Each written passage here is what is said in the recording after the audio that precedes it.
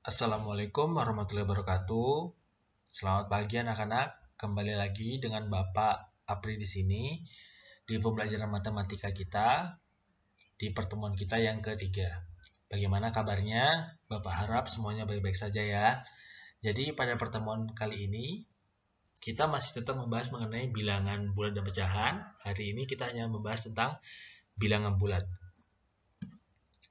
Tapi yang dari bilangan bulat ini adalah kita bagi lagi, yang kita bahas itu adalah operasi penjumlahan dan pengurangan pada bilangan bulat.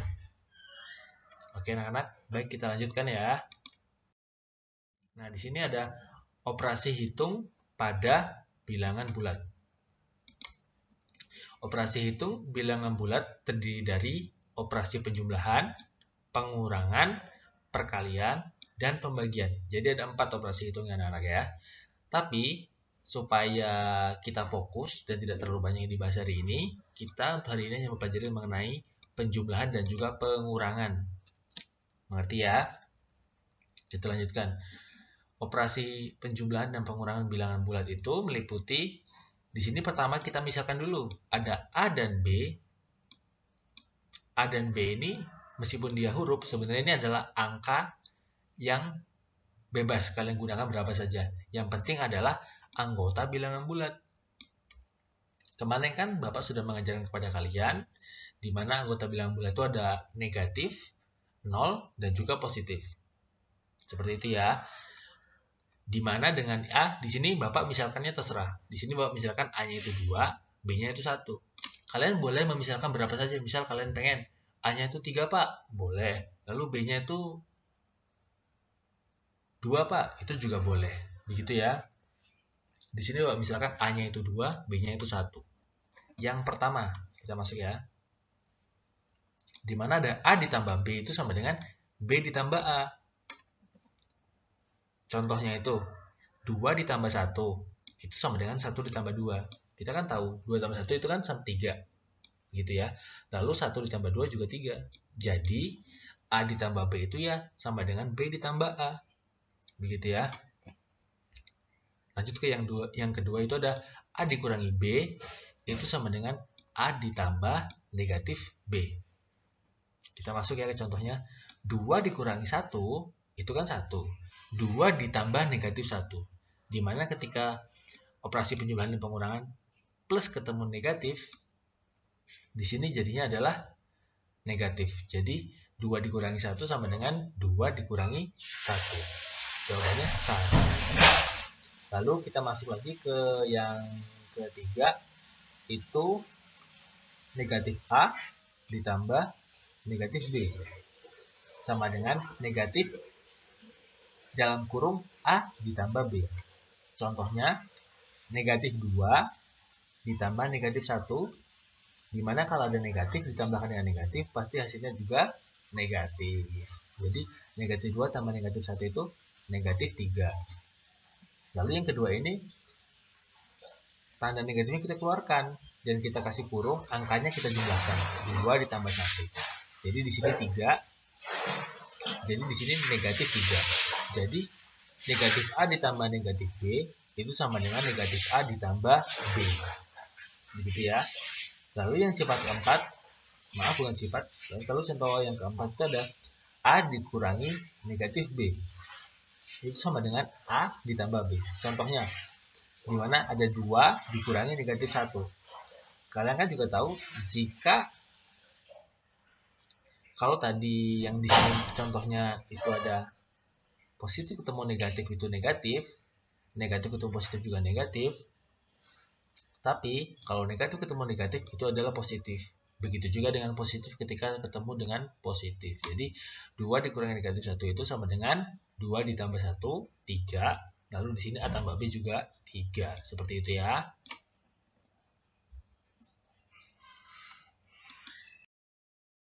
Anak, selanjutnya kita masuk ke sifat dari operasi hitung penjumlahan dan pengurangan bilangan bulat. Caranya sama. Pertama kita misalkan dulu ada A, B, dan C, di mana A, B, dan C ini adalah angka bilangan bulat yang bebas berapapun.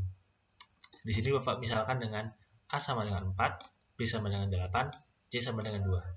Sampai sini paham ya? Sebelum kita masuk ke sifat yang komutatif ini, ada satu sifat yang belum Bapak tulis di sini, yang itu adalah sifat tertutup. Nah, sifat tertutup itu apa?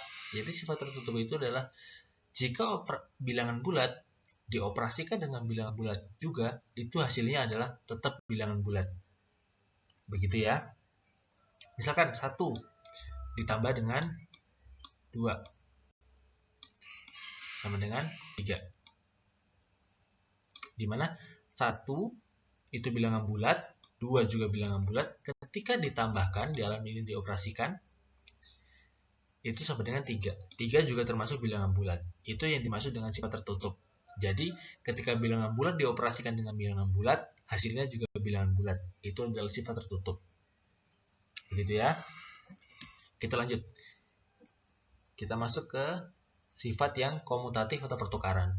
Di sini di mana ada A ditambah B itu sama dengan B ditambah A. Di mana posisi dari A dan B ini kita tukar. Contohnya, 4 ditambah 8 itu sama dengan 8 ditambah 4. Kita tahu 4 tambah 8 kan 12. Dan 8 tambah 4 juga 12. Seperti itu ya. Selanjutnya adalah sifat asosiatif atau pengelompokan. Di mana pada penjumlahan itu ada A ditambah B ditambah C, yang di sini B tambah C-nya dikurung, lalu ada dalam kurung A tambah B ditambahkan dengan C. Contohnya, 4 ditambah dengan dalam kurung 8 ditambah 2. Itu sama dengan 4 tambah 8 dalam kurung ditambahkan dengan 2. Di mana hasil juga sama-sama 14. Jadi berlaku juga sifat pengelompokan. Begitu ya. Lalu yang terakhir itu ada penjumlahan dan pengurangannya dengan 0. Di sini Bapak contohkan ada A ditambah 0 itu sama dengan A. Contohnya 4 ditambah 0 hasilnya juga tetap 4. Lalu ada negatif A ditambah 0 itu sama dengan negatif A. Contohnya negatif 4 ditambah dengan 0 itu jawabannya sama dengan negatif 4. Lalu ada A dikurangi 0, itu jawabannya adalah A. Contohnya 4 dikurangi 0, itu jawabannya sama dengan 4. Lalu yang terakhir itu negatif A dikurangi 0, itu sama dengan negatif A. Contohnya adalah negatif 4 dikurangi 0, jawabannya adalah negatif 4. Dari sifat yang penjumlahan dan pengurangan dengan 0 ini, bisa kita simpulkan bahwa ketika bilangan bulat dioperasikan dengan 0, baik itu penjumlahan ataupun pengurangan, hasilnya akan tetap bilangan bulat itu sendiri. Seperti itu ya.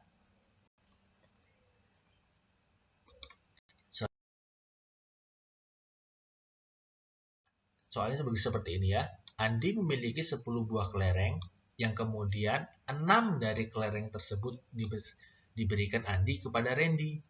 Jika setelah itu Andi membeli lagi 14 buah kelereng di toko, berapa jumlah kelereng yang dimiliki Andi sekarang?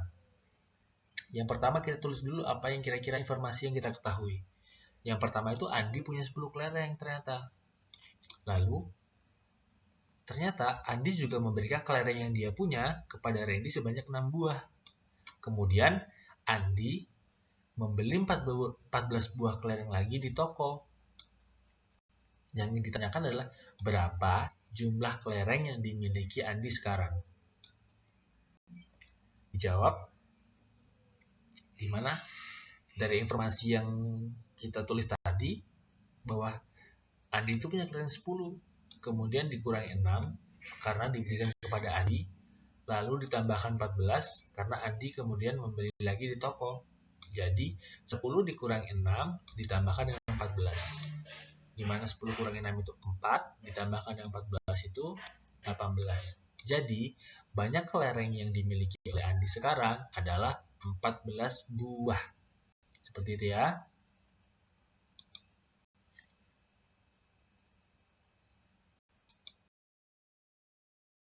Kalian silakan dicatat ya. Nanti jika sudah mengerjakan, silakan dikirimkan ke Bapak. Ini untuk menambah nilai kalian, untuk jaga-jaga jika seandainya kalian kekurangan nilai untuk di PH, PTS, dan juga PAS kalian nanti. Seperti itu ya. Sudah dicatat ya. Selanjutnya, Bapak rasa cukup sampai di sini dulu. Semoga materinya bermanfaat buat kalian. Silahkan dipelajari lagi lebih baik ke depannya. Jangan lupa tetap jaga protokol kesehatan, jaga kesehatan kalian, supaya meskipun pembelajaran daring tetap bisa belajar dengan maksimal. Bapak akhiri, sampai jumpa di pertemuan berikutnya. Wassalamualaikum warahmatullahi wabarakatuh.